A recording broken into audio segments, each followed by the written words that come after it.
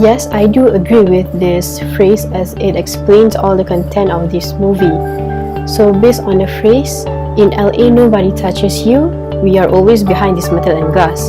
So, from my opinion, based on the phrase, behind this metal and glass speaks about the false stereotypes we make and the walls we put up between certain types of people. These walls do more harm than good.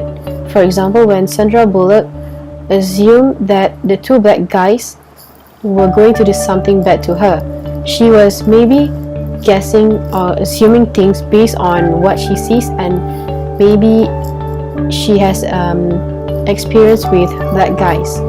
So these are the example of stereotyping and also racist. So the next one, which is, I think we miss that touch so much that we crash into each other just so we can feel something. So every human needs to have physical contact with another human in some sort of way, whether it's a handshake or a touch or a hug. In LA, everyone is so busy with their life that no one takes time to see anyone else. So you will feel alone and you will feel desperate for any form of contact.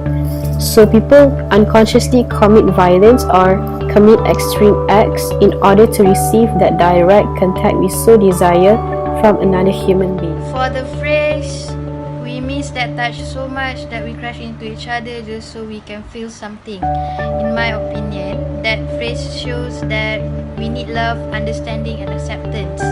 We need to understand people's struggle and what they are facing so that we would accept them for who they are, and therefore you will love them more. As an example, in the movie Crash, I choose Daniel, a Hispanic locksmith. We saw him getting hatred and being accused of doing something bad that he will not do.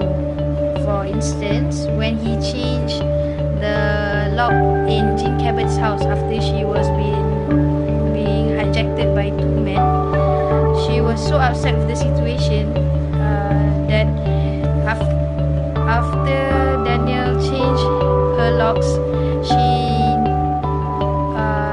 wanted the locks to be changed again the next morning. She loudly claims that he would sell the keys to his homies and that they will get robbed again. He has to deal with all this hatred every day just so that he can get money to raise his family. In the end of the day, Daniel came back home to find his daughter hiding under her bed because she is afraid of bullets.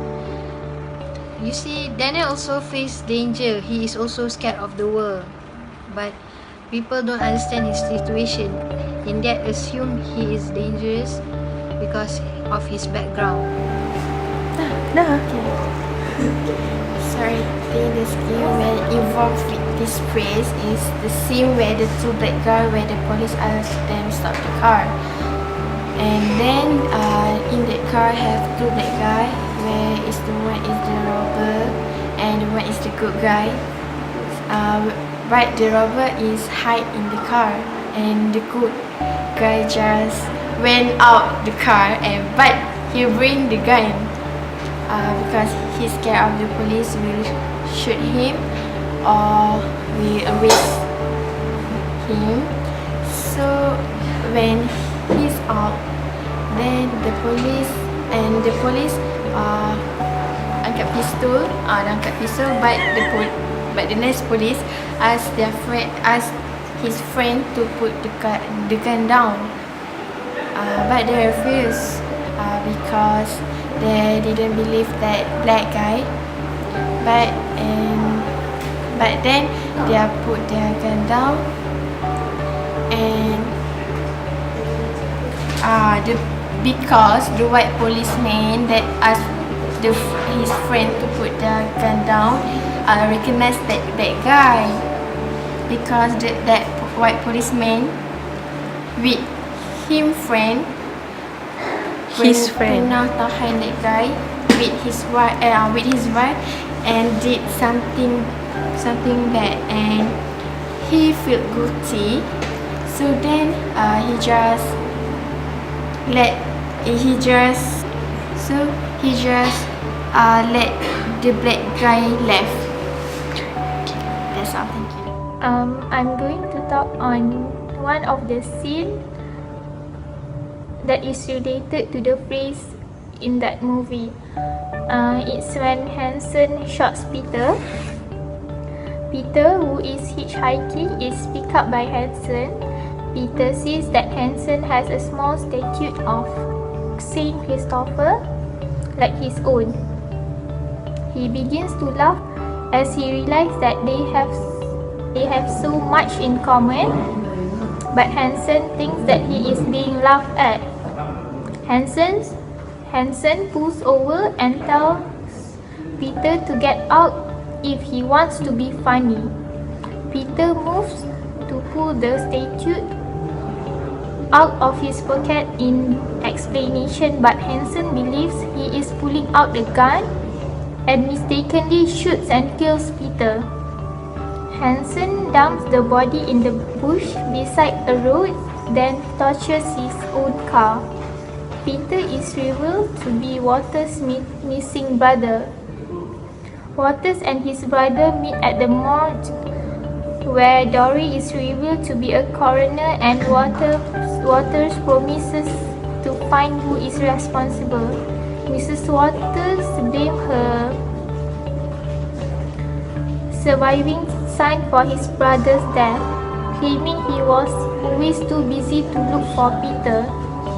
So, in this case, although Hansen claimed that he is not racist, but in his mind, he still thinks that black people are dangerous.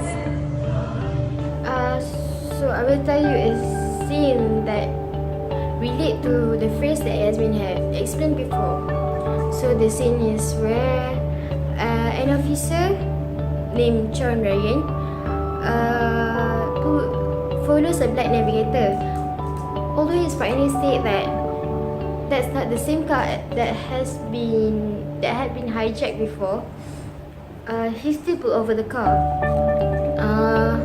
After that, he had an argument with Christine Taylor, which is a black woman, and that leads to him sexually harass her in front of her husband. But her husband didn't do anything, since he knew if he do something, it will lead to another worse situation. So he just let it be. But after that, Christine involves in the car crash, and Officer John Ryan was there. So he come to help her, but she refused to receive it because of the sexual harassment that she received before. It left her in a big trauma. But at the end, Christine still accept the help, since if not, she will die in the car because the car will explode.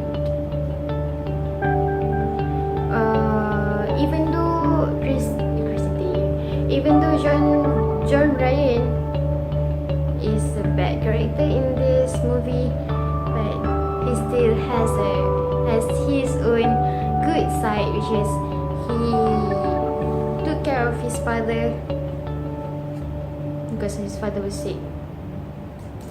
That's all. Everybody gets high sometimes, you know.